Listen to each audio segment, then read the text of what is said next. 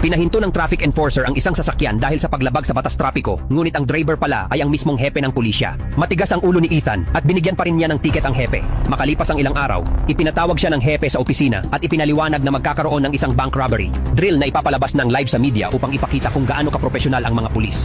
Sa drill na ito, si Ethan ang gaganap bilang magnanakaw. Lingid sa kaalaman niya, nais siyang ipahiya ng hepe sa harap ng media, ngunit hindi nito alam na ito ang magiging pinakamalaking pagkakamali niya. Sobrang sineryoso ni Ethan ang kanyang papel.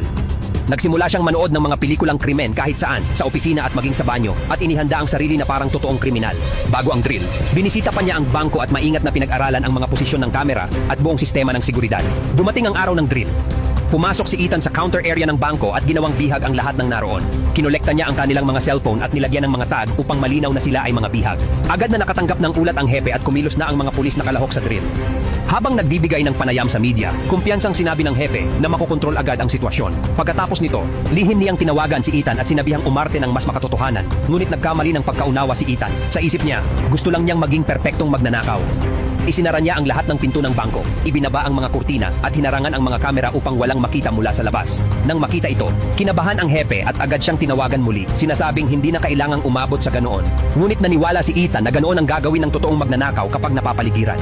Upang lalo pang gawing makatotohanan ang sitwasyon, tumigil siya sa pagsagot sa mga tawag ng hepe.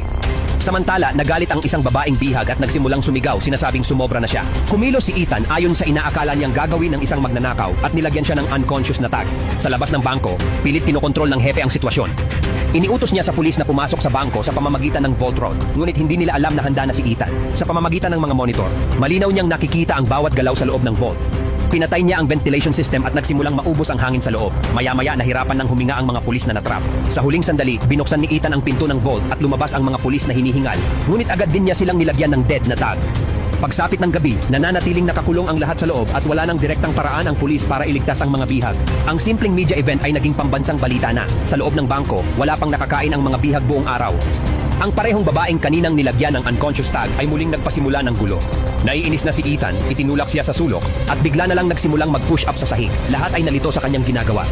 Pagkaraan ng ilang sandali, nilagyan niya ng panibagong seryosong tag ang babae, na lalong nagpalala sa sitwasyon. Hindi na maaaring magpatuloy ang ganitong kaguluhan. Inilahad ni Ethan ang kanyang mga kondisyon kapalit ng pagpapalaya sa mga bihag. Humiling siya ng isang bus at isang bangkang naghihintay sa daungan. Ayon sa kanya, dadalhin niya ang mga bihag papunta roon at kapag nakasakay na siya sa bangka, sa kanya sila palalayain. Kapag pinayagan ng hepe na makarating si Ethan sa bangka, malinaw na nangangahulugan iyon na tapos na ang drill at natalo ang pulisya.